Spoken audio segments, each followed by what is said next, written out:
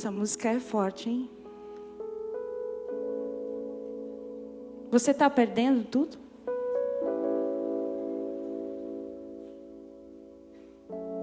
Ele é dono dos seus dias. Hoje eu acordei às 5 da manhã, pode colocar aquela imagem. E aí o Senhor me inquietou meu coração com algo que eu não sabia se eu devia mostrar ou não. Mas aí o Senhor inquietou outro coração. E deve ter inquietado outros também. E para a gente falar um pouquinho sobre geração aqui. Deus é um Deus de gerações, queridos. E você não está aqui, não é porque você não tem uma vocação educacional, que você não trabalha com geração. Posso ouvir um amém? Não é porque você não é professor, professora, ou até mãe, pai, que você não trabalha com geração. Essa semana a gente participou de um evento em São Paulo, e a gente ouviu muitas coisas sobre gerações, de uma perspectiva não cristã, mas eu creio que o Espírito Santo, ele vai trazendo à tona, sabe? Aquilo que ele quer que a gente,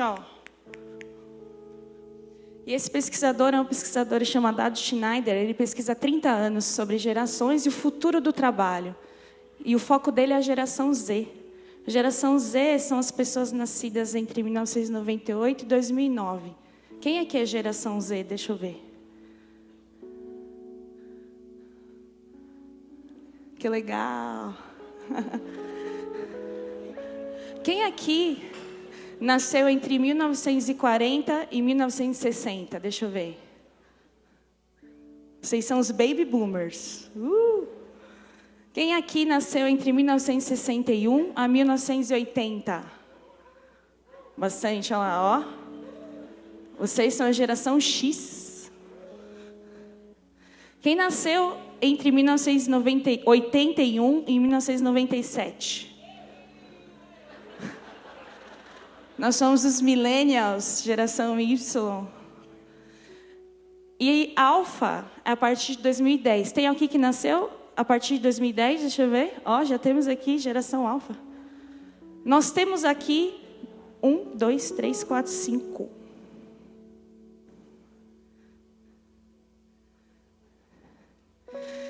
Essa foto aqui, eles fazem muitos grupos de pesquisa com crianças, famílias, adultos. E essa foto aqui é o desenho de crianças desenhando suas mães.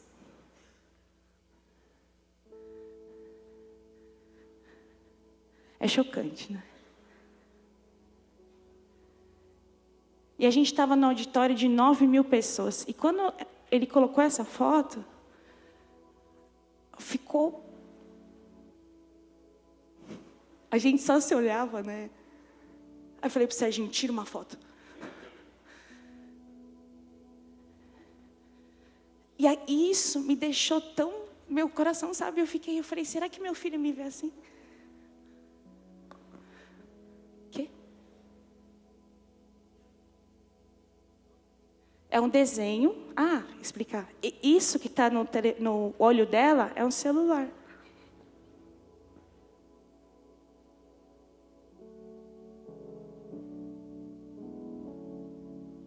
Não tem mais olho no olho.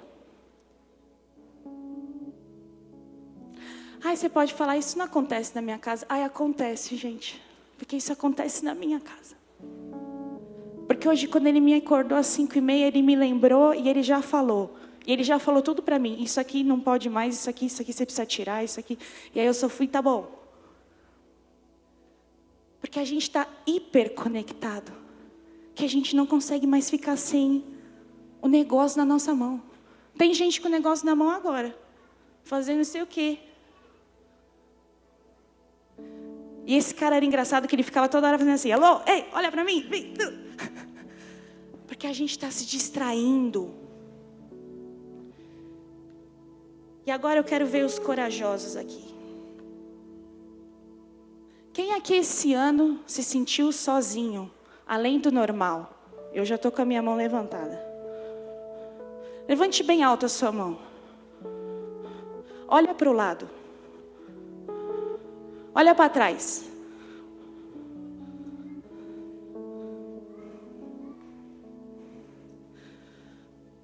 O mundo vive uma epidemia de solidão. 1/4 das pessoas deste mundo se sente só, mas é esmagadoramente só. E a maior parte dessas pessoas está entre até os 29 anos. E esse pesquisador, e não é cristão, nem nada, ele fala assim: a cooperação entre as gerações pode ser a solução. Eu vou repetir. A cooperação entre as gerações, nós vimos quantas gerações nós temos aqui? Pode ser a solução dessa sensação esmagadora de solidão que nós temos vivido por conta dessa aceleração da vida que a gente está vivendo. E a palavra do Senhor diz lá, o último texto do Antigo Testamento, qual que é? E ele virá para converter o coração dos pais aos filhos e dos filhos aos pais, para que eu não venha e fira a terra com maldição. A conversão entre corações de gerações, queridos, é algo que nós precisamos ser intencionais.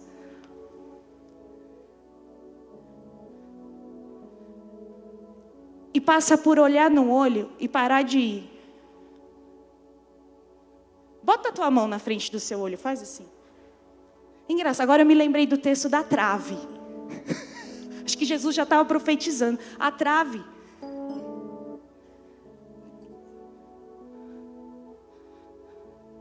A gente não consegue ver.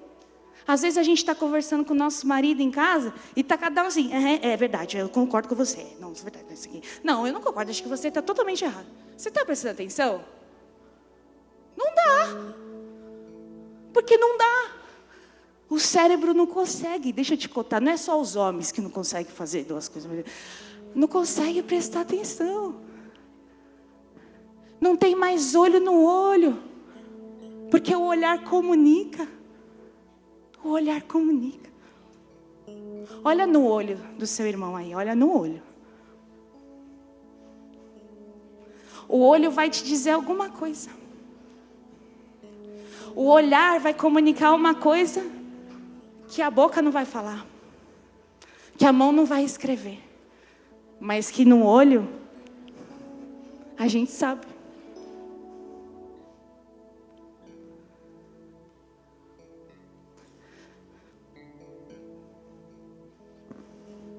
Vamos orar por isso? Queria que você ficasse de pé agora.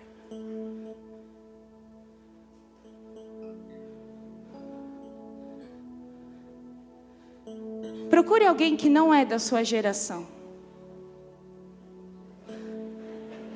Tá perto, não precisa nem fazer muito esforço.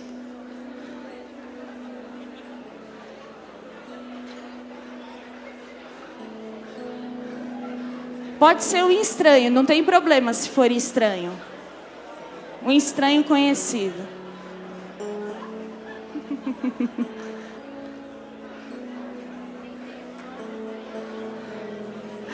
Muito bom, ó.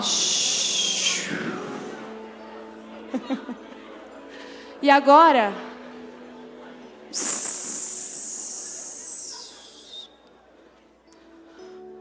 diga para ele, diga, olha, eu quero me comprometer diante do Senhor e diante de você a me conectar com a próxima geração e ouvir a geração que veio antes de mim e ensinar o que eu aprendi para quem vai vir. Agora deem as mãos e comecem a orar. Orem uns pelos outros e orem pelas gerações. Senhor, nós nos comprometemos a olharmos para as gerações. Quem veio antes, quem vem depois. Nós nos comprometemos a olhar nos olhos. Se é difícil para nós olhar nos olhos, mostra para nós, que nós queremos começar a olhar nos olhos dos nossos filhos. Olhar nos olhos do nosso cônjuge. Olhar nos olhos dos bebês. Olhar nos olhos sem uma trava entre nós. Nós queremos olhar nos olhos dos nossos amigos. Nós queremos jantar olhando nos olhos. Nós queremos almoçar olhando nos olhos. Nós queremos fazer reunião de negócios olhando nos olhos. Percebendo o outro. Percebendo o outro. Recebendo de Ti para ministrar ao outro. Oh, nós declaramos, Senhor, sobre a nossa igreja, Senhor, uma liberação de mentalidade geracional. Uma mentalidade que se importa. Que olha para as crianças, para os bebês, para os adolescentes, Senhor, e diz aqui, ó, vem aqui, que eu tenho um compromisso com você. Que olha para os idosos, que olha para os adultos, os que estão transicionando de fases da vida, e que acolhe, que anima, e que diz, eu estou junto com você. Que não se compare, não diz, no meu tempo era melhor. Nós queremos deixar essas baboseiras para trás. Antes era melhor. Senhor, nós estamos vivendo hoje. E com hoje a gente vai se comprometer. Com hoje a gente vai se comprometer a fazer diferente. A gastar tempo. A gastar tempo com as pessoas. A não ficar trabalhando que nem loucos, esquecendo de olhar nos olhos. Esquecendo de ter relacionamentos reais. Que não tem uma trava na nossa mente, no nosso olho. Nós nos comprometemos, Senhor. Amém. Amém. Dê um abraço aí e diga: eu, você, somos um.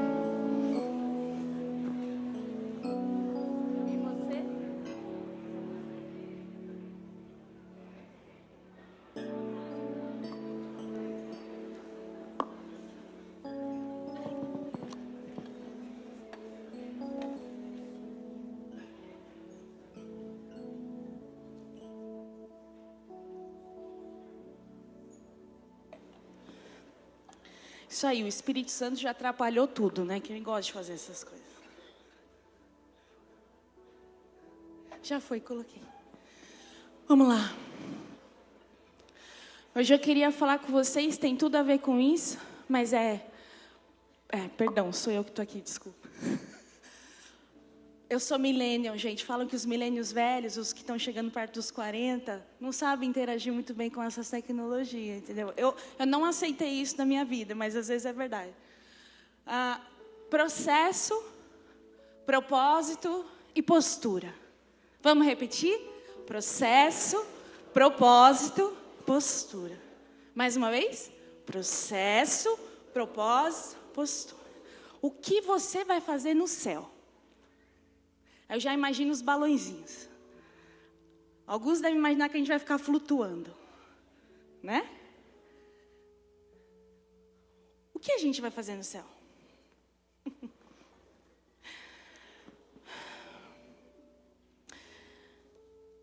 Eu queria falar com vocês hoje sobre algo que realmente me apaixona, que é o reino de Deus. E algo que eu tenho entendido cada vez mais, que Deus é um Deus de processos. Não tem nada na natureza que não tenha processo. Tudo tem processo. E Ele também é um Deus de propósitos. Ele não faz nada sem fiz. Ele tem processo e Ele tem propósito. É importante a gente lembrar que Deus não é homem. Ele não pensa como nós. Graças a Deus. Mas às vezes a gente acha que Deus está raciocinando igual a gente, não é? Às vezes eu falo, não, aí eu acho que ele está pensando isso. Está pensando. A Bíblia diz que os pensamentos dele são muito maiores e elevados do que os nossos. Nós não podemos chegar nessa compreensão. E a eternidade, queridos, a eternidade não é um lugar que você vai ficar flutuando. Ainda bem. Imagina flutuar para sempre. A eternidade não é um lugar que a gente vai ficar sem fazer nada. Interessante a gente pensar sobre isso, né? Nós temos muitos direcionamentos bíblicos de que a maneira que a gente vive aqui na Terra tem um impacto direto na maneira como nós vamos viver no céu. Ok? Se você não acredita nisso, rejeite essa dúvida no seu coração. Porque se você acha que o jeito que você vive aqui não vai fazer nenhuma diferença, isso é um engano do diabo para afastar você do seu propósito aqui na Terra. Amém? Muito bom. A imagem que nós temos do céu, da eternidade, da vida eterna ao lado do nosso Senhor, impacta demais como a gente vive hoje. Impacta demais se a gente aceita viver o processo, o propósito, e se a gente tem uma postura adequada, que se alinha à vida eterna que virá. E aqui, eu acredito que todos nós vivemos na época da pandemia, aí eu conto mais uma vez com os sincerões de plantão, da solidão, né, Cá? Quem aqui sentiu muito medo, pânico na pandemia? Deixa eu ver aqui. Isso aí. E tem os machos alfa que não levantou a mão, mas eu sei que sentiu também, tá tudo bem. A pandemia trouxe à tona muitos medos que a gente já tinha, certo? E potencializou outros, como o medo de perder, o medo de perder a família, a empresa, perder entes queridos, de ficar doente, tantas outras coisas mais. E o Espírito Santo me lembrou disso, desse momento que eu vivi, para eu contar para vocês. Eu tinha um medo muito grande desde que eu era criança, que era o medo do céu. E aí, quando chegou a pandemia, o medo do céu, que estava ali no meu guardado, ele, pum. Falei, agora! Vai chegar! E é engraçado, porque quando a gente é adulto, você viver o medo da criança é diferente de quando você era criança, né? Mas aquele medo de perder as pessoas, não era um medo do céu, efetivamente, mas assim, é um medo de perder, é um medo de não estar mais, sabe? É um medo da falta.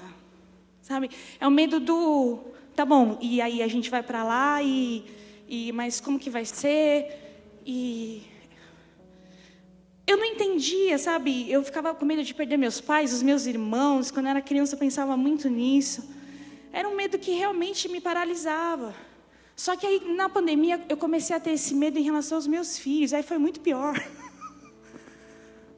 Comecei a falar, meu Deus, se o Benício pegar Covid...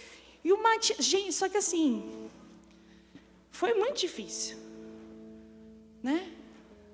A cabeça vai indo, né? Aí o Davi, eu vou perder o Davi, não sei o quê. Enfim. Eu estava chorando muito e pensava nisso. Aí eu pensava, Senhor, se o Senhor voltar, será que eu preguei direito o evangelho para meus filhos? Será que eu vivi? Será que eu cumpri minha carreira aqui? Será que eu fui a mãe que impulsionou eles a viver? E aí teve um dia que eu fui interrompida por uma pergunta que só podia ser o Espírito Santo. E aí ele me perguntou assim: do que você tem medo? Você sabe por que você tem medo do céu? E eu acredito que ele quer falar isso aqui porque eu acredito que ele quer curar algumas coisas no nosso coração. Porque às vezes quando a gente canta sobre a eternidade, que a gente cantou muitas músicas aqui, eu não combinei nada com a Vânia, isso aí foi 100% download do Espírito Santo. Às vezes eu vejo que as pessoas não sabem muito o que a gente canta e a gente fica feliz ou não fica? E aí eu parei, porque eu nunca tinha pensado realmente qual era a razão daquele medo, qual que era a raiz daquele medo que eu tinha. E aí ele me fez outra pergunta. Como você se imagina no céu? Eu nunca tinha me respondido essa pergunta. Eu estava com 34, 35 anos ali, eu ouço falar do céu desde que eu nasci, mas eu nunca tinha percebido como eu me imaginava na vida eterna, estava tendo um impacto tão grande em mim. Está fazendo sentido para vocês? Vocês estão conseguindo? E aí, sabe como eu vi o céu? Um lugar lindo, maravilhoso. Jesus estava lá. Eu estava lá também, graças a Deus. Mas eu estava sozinha. E eu não via ninguém. Eu via eu e o Senhor, assim, não via o Senhor, né? Eu vi uma representação ali do Senhor. E aí eu ouvi assim... Essa é a raiz do seu medo. Você acha que você vai estar sozinha no céu. E eu não tinha me dado conta disso. Ele falou, você ama tantas pessoas que e você não consegue, por que você não consegue imaginar eles junto com você no céu? E é uma coisa simples, mas esse temor me travava tanto. É o medo da volta e o medo de perder. E aí eu comecei a entender que eu precisava mudar a minha visão do reino de Deus. Uma mudança nas minhas crenças. E aí o Senhor foi me lembrando. Eu falei, mas esse pensamento tem base bíblica? A filha de pastor pensando. E aí eu comecei a me lembrar quando Elias e Moisés apareceram ali no Monte da Transfiguração, onde Jesus foi transfigurado, e eles foram reconhecidos. Quando Jesus disse, respondendo algumas perguntas, fizeram para ele, mas Deus é Deus de vivos, não de mortos. E o texto de 1 Tessalonicenses 4:13 a 18, que chama a esperança da ressurreição. Onde Paulo diz, agora irmãos, não queremos que ignorem o que acontecerá aos que já morreram, para que não se entristeçam como aqueles que não têm esperança. Porque cremos que Jesus morreu e foi ressuscitado, também cremos que Deus trará de volta à vida com Jesus todos os que morreram. Dizemos a vocês pela palavra do Senhor, nós os que ainda estivermos vivos quando o Senhor voltar, não iremos ao encontro dele antes daqueles que já morreram. Pois o Senhor mesmo descerá do céu com um brado de comando, com a voz do arcanjo e com o toque da trombeta de Deus. Primeiro os mortos em Cristo ressuscitarão. Depois com eles, nós os que ainda estivermos vivos, seremos arrebatados nas nuvens ao encontro do Senhor, nos ares. E então estaremos com o Senhor para sempre. Portanto, animem-se uns aos outros com essas palavras. Por que a gente está falando sobre isso? Porque o que a gente vai fazer no céu tem muito a ver com o nosso propósito aqui na terra, que é levar para o céu o maior número de pessoas que a gente puder. Ele tem relação direta com o nosso propósito aqui na terra. Está fazendo sentido aqui para vocês? Então eu quero dizer para você, primeiro, que você não vai estar sozinho. Segundo, que Ele não quer que a gente tenha medo da sua volta, mas Ele quer que a gente espere a sua volta. E isso tem a ver com o nosso propósito. Os nossos comportamentos e o que falamos, eles mostram o que o nosso coração acredita.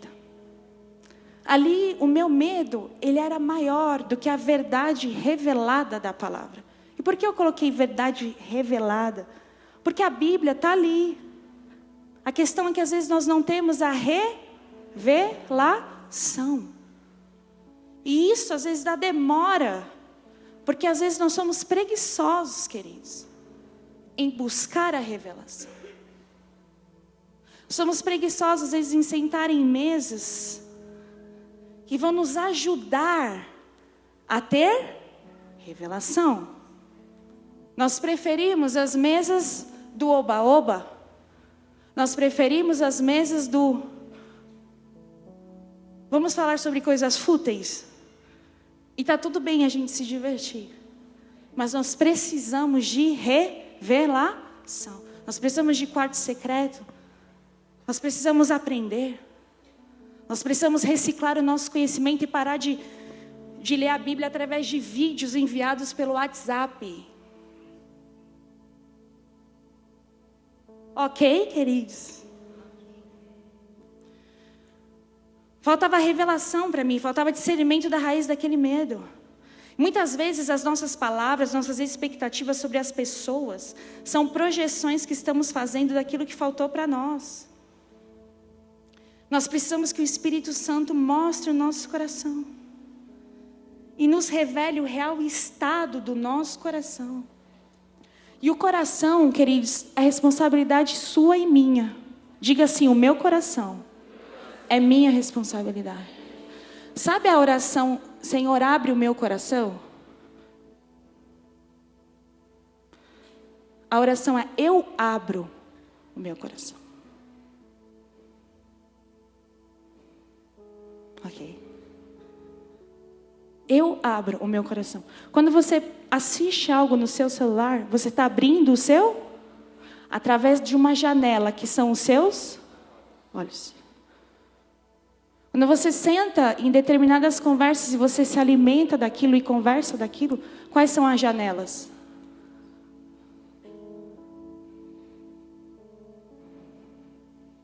O coração é sua responsabilidade e minha responsabilidade. Provérbios 4:23, pois acima de tudo, guarde o seu coração. Então, no começo desse ano, o Senhor me fez mais uma provocação. Filha, como que é uma empresa do reino? E aí, eu tonta, achei que eu já sabia essa resposta, Maíra, mas não sabia. Quando ele me faz uma pergunta, eu sei sempre que ele está querendo ir um pouquinho mais fundo naquele conhecimento que eu tinha. E de acordo com a vida, o estado atual da minha vida, a maturidade que eu estava vivendo ali, que eu estou vivendo, né? E aí então, eu fui entendendo mais profundamente que tudo o que eu faço é reino.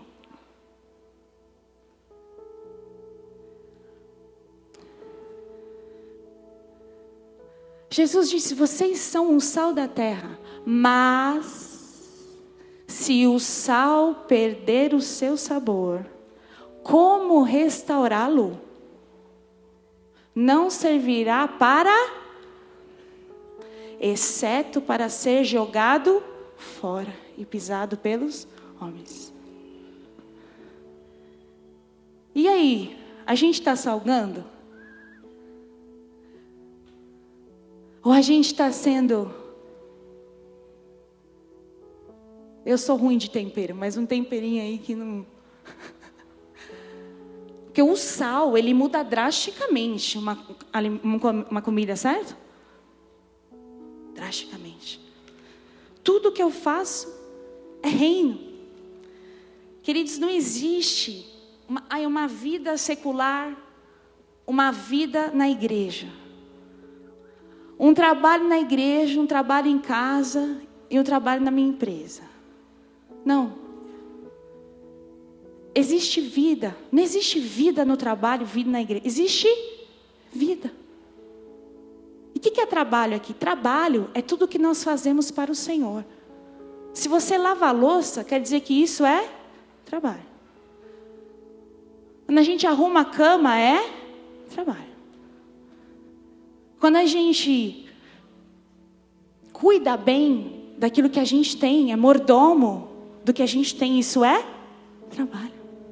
Trabalho não é só o trabalho numa empresa, numa, enfim, instituição. Tudo que nós fazemos é trabalho. Inclusive Jesus, ele falou, o meu pai trabalha. E a gente fica reclamando de trabalhar. Porque a gente não entende o propósito que nós temos que estar ligado. A vocação é aquilo que a gente entrega uns para os outros. Trabalho é serviço. Trabalho é serviço. O meu pai sempre trabalha e eu também. João 5,17. Esse texto aqui é...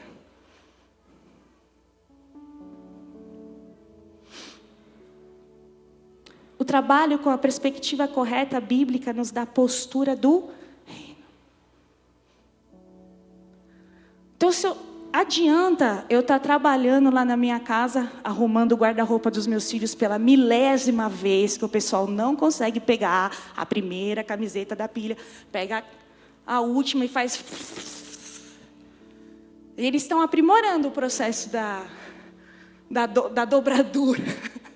Mas às vezes a dobradura fica muito grande, eu tenho que dobrar de novo, porque senão não cabe dentro do armário. Né?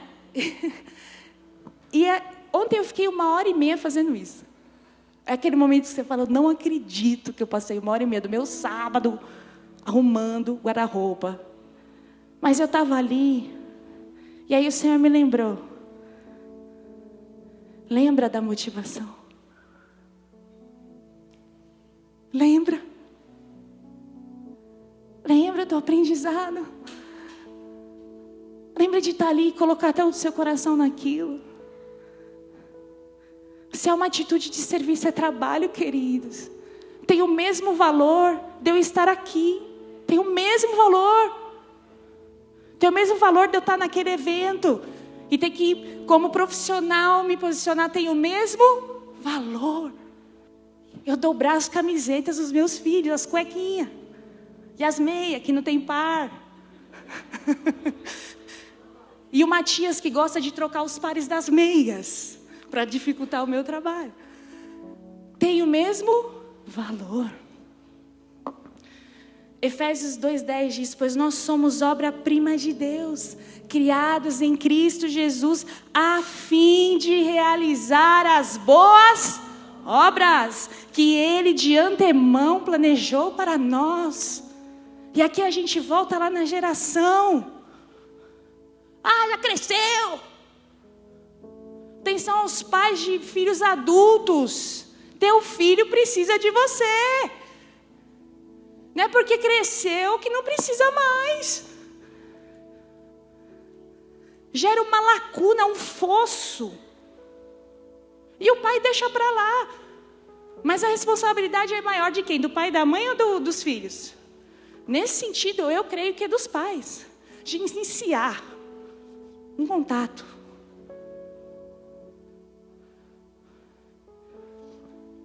Nós temos um compromisso das boas obras. É obra ruim que Ele planejou para você? Então diz para o seu irmão, é uma boa obra. É uma boa obra. Para a gente não achar que o trabalho é uma coisa assim, é uma boa obra.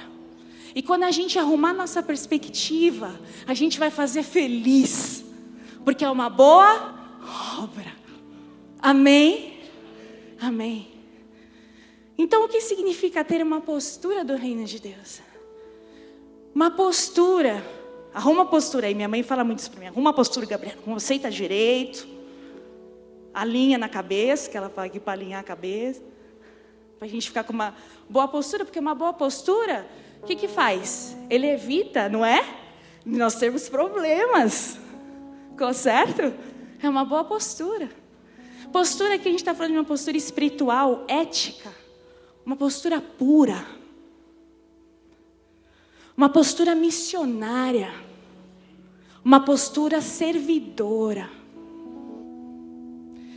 Queridos, é um caminho sem volta. Sabe por quê? Porque o reino já chegou. Fala isso para o seu irmão. Fala, o reino já chegou. Ele já está aqui. Não é que vai vir. Ele já está. Jesus falou, o reino já está entre vós. Então nós já somos aqui cidadãos do reino. Reis e sacerdotes. Somos nós. Isso exige de nós uma postura. Um rei anda por aí de qualquer jeito? Não anda.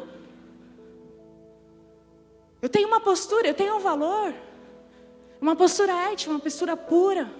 Uma postura de respeito. Ter a postura do reino de Deus significa viver de acordo com os valores, os princípios e os propósitos do reino celestial que Jesus estabeleceu. É adotar uma perspectiva divina em tudo que eu faço. Em tudo que eu faço. Em todas as áreas, refletindo a natureza e os atributos de Deus em nossas ações, pensamentos e relacionamentos. O reino de Deus tem leis, queridos. Não é assim, cada um faz o que quer. O reino tem regras. E as regras do reino, as leis, têm foco na transformação interior do nosso coração. Mais do que a criação de sistemas de leis que transformam o exterior. Primeiro é interior, depois é o exterior. Muitas vezes nós, como pais, a gente vê o exterior como educadores, como amigos. Você tem um amigo? Todo mundo tem alguém aqui, convive. E ali, então ali eu posso ver o exterior. Mas o nosso foco precisa ser o interior. E proporcionar conexões de gerações para as crianças, para os adolescentes, que foquem no interior. Ah, mas está tudo bem.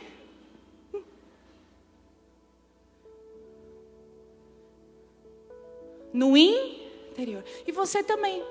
E eu também. Quantas vezes estou com o sorrisinho amarelo aqui? Mas por dentro, Jesus se importa com o seu interior. Ele se importa com o seu interior. Por isso que Ele te deu uma família com muitos irmãos.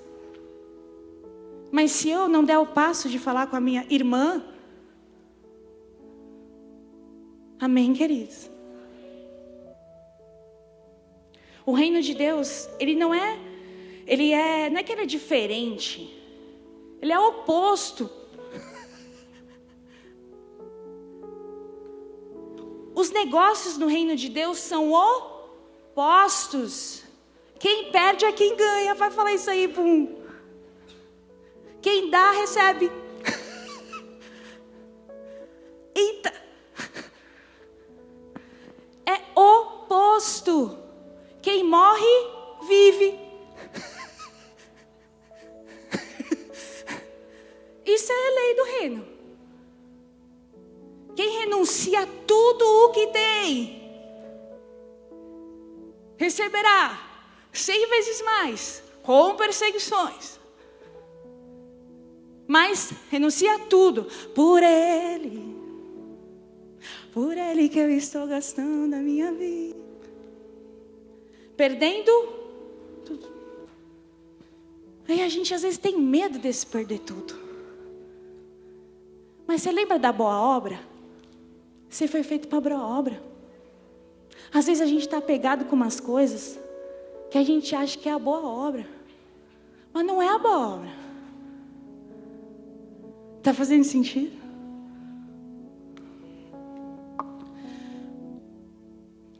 O reino, queridos, o reino é sobre o amor do Pai. O reino é sobre a rendição e a obediência do Filho. O reino é sobre a ação do Espírito Santo nas pessoas. O reino é sobre o outro.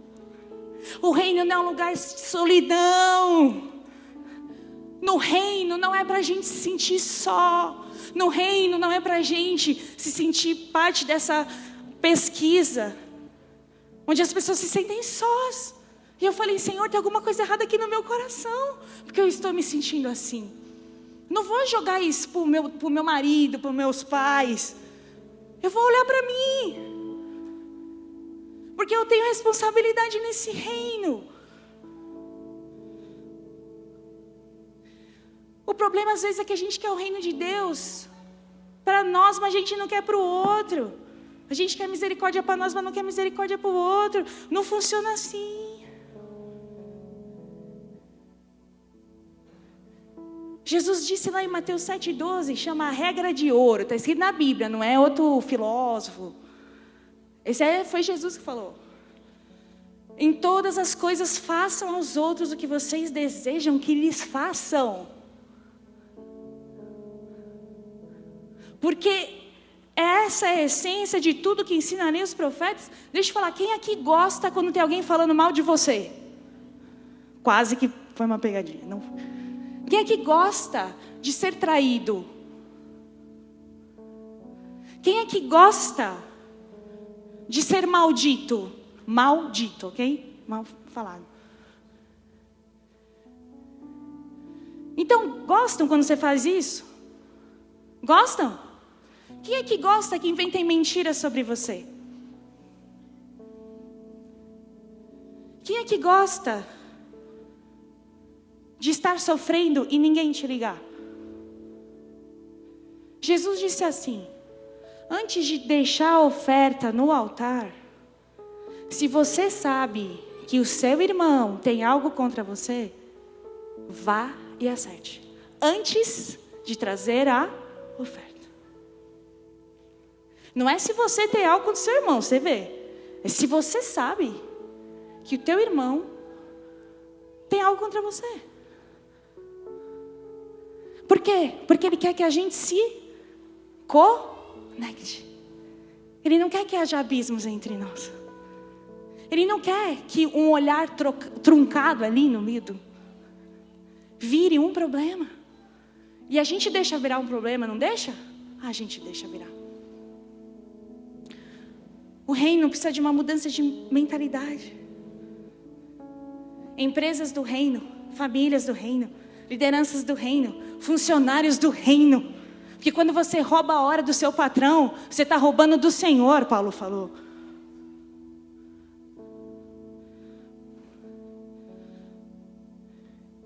Pais e mães do reino, voluntários do reino. Diga assim: onde eu estou, eu sou embaixador do reino.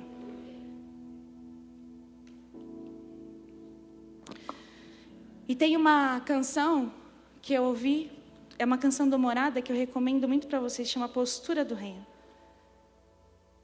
Agora eu quero que você imagine Jesus olhando para você. Imaginou? Atenção aqui, ó. Presta atenção. Agora, imagina o olhar de Jesus virando. Essa é a história que ele conta nessa canção. Andando, vivendo, eu estava buscando só as tuas mãos. Ou seja, eu estava buscando aquilo que o Senhor podia me dar. Mas eu pensei, tem algo além. Olhando os teus olhos, um susto eu levei. Quando eu percebi que os seus olhos não estavam em mim, mas estavam no ferido, no angustiado, no pobre, no aflito, no cego, no faminto, no desprezado, sem amigos e sem amor. Vocês lembram aquela palavra que o Gustavo ministrou aqui, quando ele chegou no último ponto dos bodes e das ovelhas? Porque vocês não me deram comida quando eu tive fome. E a gente está construindo tanto o nosso reino, com o nosso nome, com as nossas coisas. E a gente está esquecendo que o reino que virá, não é um reino solitário que o nosso nome vai ter. Nós estaremos juntos. Teu reino vem se eu anunciar. O teu reino vem se a minha postura mudar. Mas não sou só eu, somos todos nós. O teu reino vem se o lugar secreto eu frequentar. E o teu reino vem se eu entender que o menos é mais. O líder é servo. O pobre é rico. O louco é sábio. O último é o primeiro. O fraco é forte. O grande é pequeno. Quem perde é quem ganha. Quem chora é quem ri. E quem morre, vive para ti. Esse é o reino. Esse é o reino. Esse é o reino. E no reino, quando a gente entender isso, sabe esse vazio que a gente sente, essa solidão que a gente vai... Quando a gente vai entendendo que a gente é reino, eu vou sair desse lugar para me conectar com alguém. E para levantar minha mão e dizer algo. Mas eu não vou jogar no outro os meus problemas. Eu não vou jogar no outro os meus problemas da minha história, que eu preciso tratar, queridos. Nós precisamos amadurecer.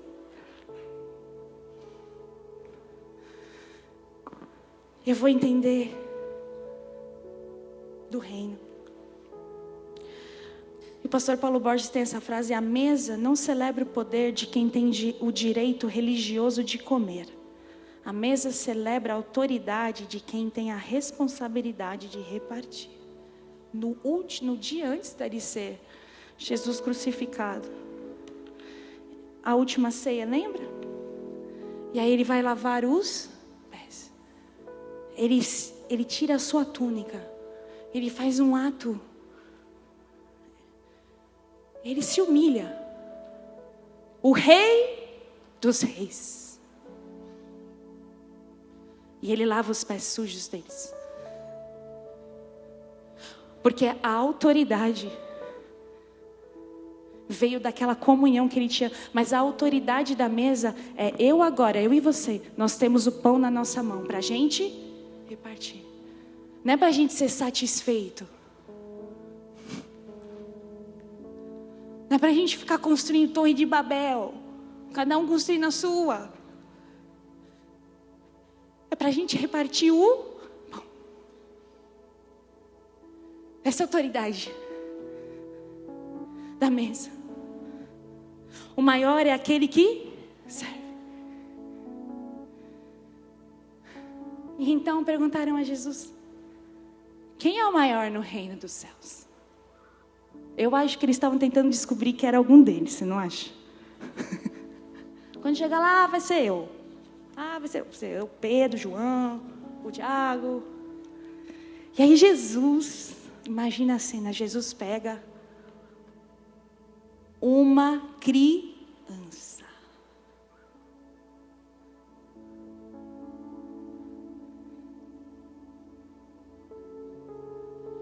Naquele momento, os discípulos aproximaram de Jesus e perguntaram: quem é o maior no reino dos céus? Jesus chamou uma criança, colocou-a no meio deles e disse: digo-lhes a verdade. Se vocês não mudarem, se tornarem como crianças, jamais entrarão no reino dos céus. Portanto, quem se tornar humilde como essa criança, será o maior no reino. Quando Jesus falou de João Batista, ele falou: não há entre nascidos de mulher alguém maior do que João Batista. Contudo, ele é o menor no reino dos céus.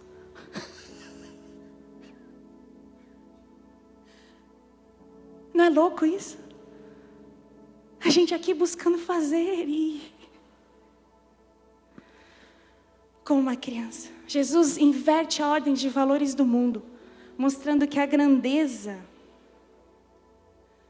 no reino de Deus não se mede por status social, por poder, riqueza, mas por humildade e disposição de servir. E as crianças são um exemplo de humildade e confiança, qualidades essenciais para entrar no reino dos céus.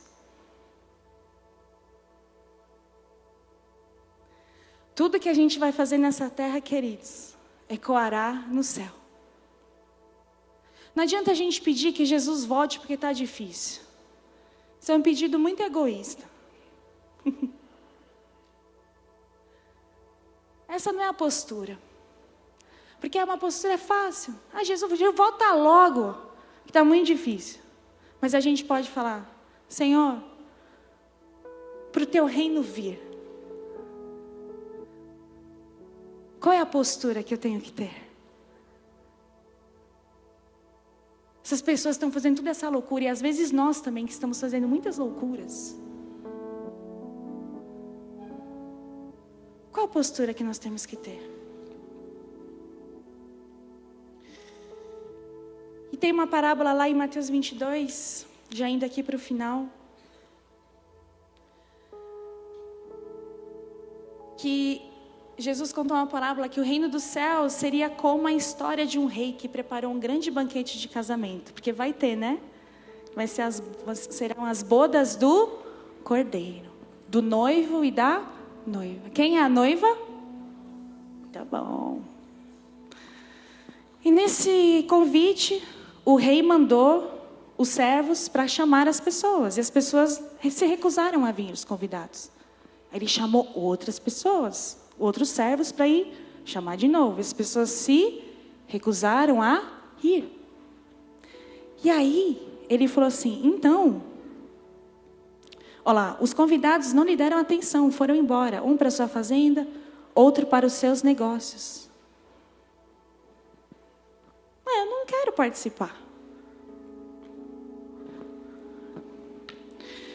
Então, outros ainda agarraram os mensageiros, os insultaram e os mataram. E aqui ele está falando dos profetas. Então o rei ficou furioso e enviou seu exército para destruir os assassinos e queimar a cidade deles. E disse a seus servos, o banquete de casamento está pronto, e os meus convidados não são dignos dessa honra. Agora saiam pelas esquinas e convidem todos os que vocês encontrarem. E está falando sobre o reino dos céus, ok? Então os servos trouxeram todos os que encontraram, tanto bons como maus. E o salão do banquete se encheu de convidados. Quando o rei entrou para recebê-los, notou um homem que não estava vestido de forma apropriada para um casamento. E perguntou-lhe, amigo, como é que você se apresenta sem a roupa de casamento? O homem não teve o que responder. Então o rei lhe disse, amarrem-nos as mãos e os pés, e lancem-no para fora na escuridão, onde haverá choro e ranger de dentes. Pois muitos são chamados, mas poucos são escolhidos. E aqui, às vezes, a gente interpreta um pouco errado esse texto. Você percebe que a pessoa que estava com a veste errada, ela foi convidada? Ela foi? Ela estava dentro, mas ela não estava com a roupa apropriada. O que é uma roupa apropriada? As roupas apropriadas são as vestes de justiça. A justificação, ser declarado justo diante de Deus, foi o que o Davi aqui mencionou. É um ato da graça divina que vem através da fé no nosso Senhor Jesus. Nós somos reconciliados com Deus e nós recebemos a veste da justificação. Mas nós podemos, queridos, passar a nossa vida sem tecer a nossa veste. As vestes representam a pureza do reino. Porque ninguém pode entrar se não for puro e justificado. Isso é só através do sangue de Cristo. Mas o meu dia a dia, como eu levo a minha vida, tem impacto com isso, porque é um processo contínuo de santificação. De me tornar a imagem de Cristo. Deus tem um propósito para você. E tem um propósito que às vezes a gente não fala muito, que é se tornar como o Pai é.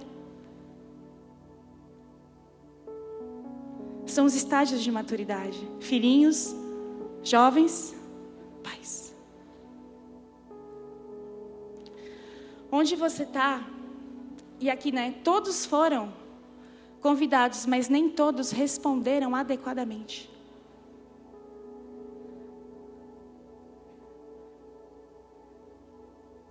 Como está a nossa resposta? Como estão as suas vestes? Eu represento o reino de Deus. Minha mãe sempre dizia isso para mim. Onde você está, filha? Você representa o reino. E aqui terminando, Isaías 58 fala de uma empresa do reino. E aí, ele fala algumas coisas aqui que são interessantes, que a gente indaga muito ainda ao Senhor. Grite alto, grite com todas as forças, com o som da trombeta, fale ao meu povo Israel sobre a sua rebeldia, sobre os seus pecados. Apesar disso, é o Senhor falando, agem como se eles fossem piedosos.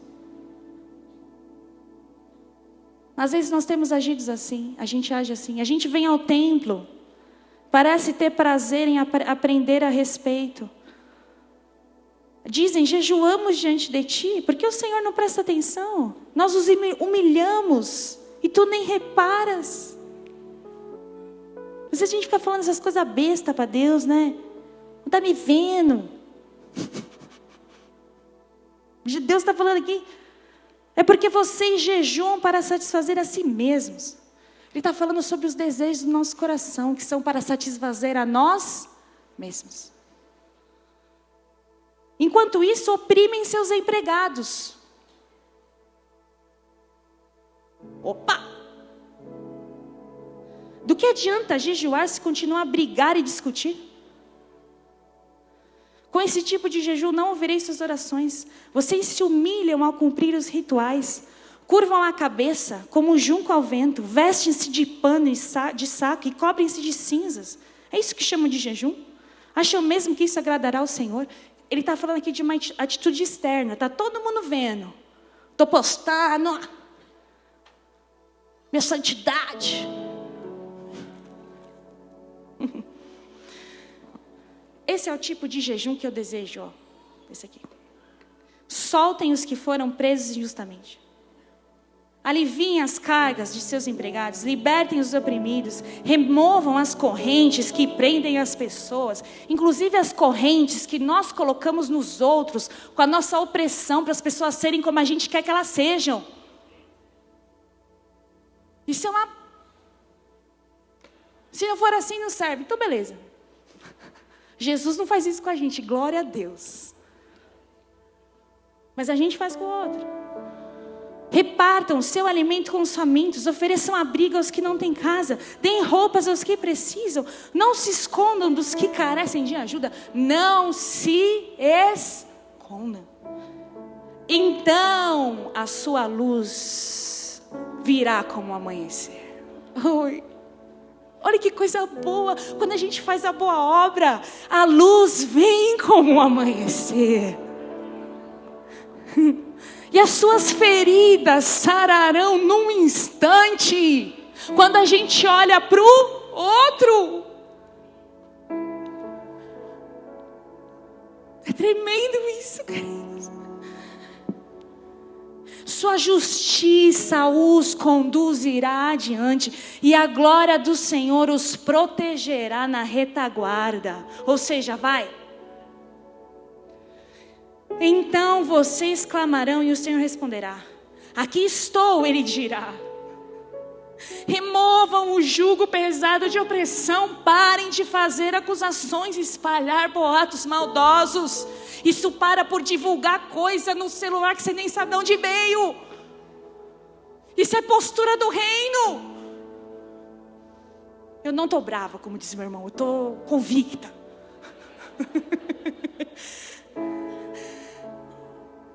Deem alimento aos famintos e ajudem os aflitos, então a sua luz brilhará na escuridão, e a escuridão ao redor se tornará clara como meio-dia. Aqui a gente está falando de casos depressivos, de solidão, que às vezes a gente é tão... Vai para dentro, o Senhor está falando, vai. E aí Ele diz, o Senhor os guiará continuamente. Esse é o contexto desse texto. Lhes dará água, quando tiverem sede, restaurará as suas forças, e vocês serão como um jardim bem regado, como a fonte que não para de jorrar. Você quer ser? Então precisa antes. É o que ele falou para mim: filha, eu tenho isso aqui para você, mas tem antes, ó. Tem postura antes, tem acerto antes. Reconstruirão as ruínas desertas de sua cidade. Não para em você, continua. E serão conhecidos como reparadores de muros e restauradores de ruas e casas. Você é rio. O rio que flui em nós, o rio não sobe. Você já viu o rio subir? O rio desce. O rio desce. Você pesquisa sobre rio, as imagens que vêm são essas. Começa pequenininho e... O rio, a fonte de água que vem do nosso interior, porque a gente obedeceu e a gente entendeu a postura do reino. O rio entra nos cantinhos. O rio entra naquele lugar que ninguém quer entrar. O rio entra, o rio desce. A gente está tentando construir e fazer o nosso nome, e Jesus está falando: não, o rio desce. O rio desce. A fonte que não para de jorrar, queridos, é para o outro. A gente acha que é para nós, mas é a minha, vai para a Cíntia, da Cíntia vai para mim. É rio, mas desce. Tem movimento. Tem movimento. É para o outro. O que você vai fazer no céu? O que você está fazendo aqui na terra?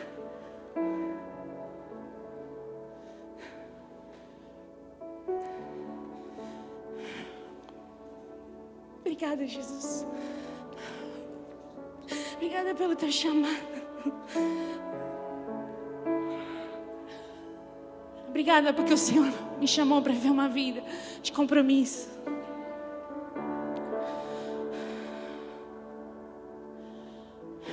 Queime por Ele, queridos.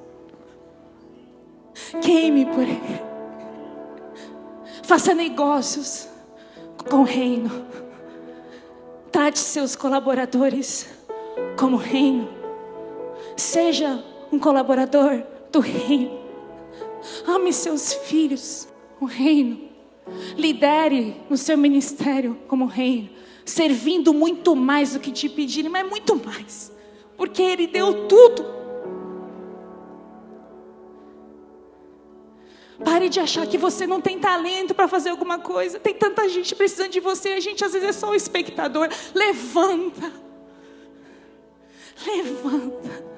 Porque tem um rio aí dentro de você que precisa sair. Tem um rio aí que precisa jorrar para o outro. E se você não permitir que jorre para o outro, aquilo fica estagnado dentro de nós. E aí aquilo vai represando e causa feridas e enfermidades dentro de nós. E a gente fica egoísta. E a gente entra em solidão. Deixe o rio sair. Deixe o rio sair.